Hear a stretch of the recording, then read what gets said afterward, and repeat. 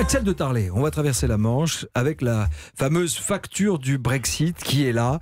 Et la France sera aussi l'une des principales victimes de ce Brexit? Oui, écoutez, on n'a pas de chance parce que vous savez, la France a un gros problème de déficit commercial, 60 milliards de déficit. Nous avons beaucoup de mal, on le sait, à vendre des produits français à l'étranger. Sauf avec les Anglais. Les Anglais qui sont les seuls au monde à raffoler les produits français. L'an dernier, les Anglais nous ont acheté pour 31 milliards d'euros d'objets français, alors que nous, Français, nous n'avons acheté que pour 20 milliards d'euros d'objets anglais. Ce qui fait qu'avec la Grande-Bretagne, la France a un énorme excédent commercial. Il n'y a pas beaucoup de pays dans le monde avec qui nous sommes en excédent commercial. Nous le sommes avec la Grande-Bretagne, un excédent de 11 milliards. C'est même notre premier excédent commercial, les Anglais. Vous voyez, nous sommes les grands gagnants du commerce transmanche. Qu'est-ce qu'on exporte en Grande-Bretagne? C'est simple, les Anglais aiment tout ce qu'on sait faire. Alors on leur vend des médicaments, d'où d'ailleurs des risques de pénurie de médicaments en Grande-Bretagne.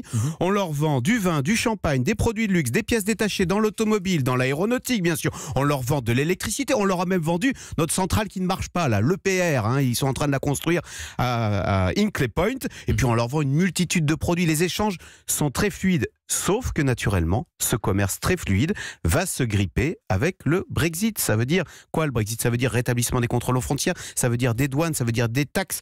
Donc tout un tas de tracasseries qui évidemment vont freiner les échanges. Et les premières victimes seront bien sûr les PME, les plus grosses entreprises, elles réussiront à s'adapter. Voilà.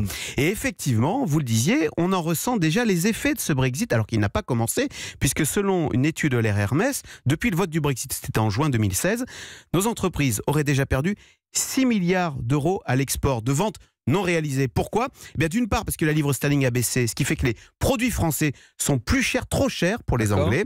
Et puis d'autre part, avec toute cette incertitude, les Anglais consomment moins, investissent moins et donc achètent moins de produits français. Et ce, alors que le Brexit n'a même pas commencé. Il doit commencer, je vous le rappelle, théoriquement, dans 15 jours, le 29 mars à 23h. Si la date n'est pas retenue.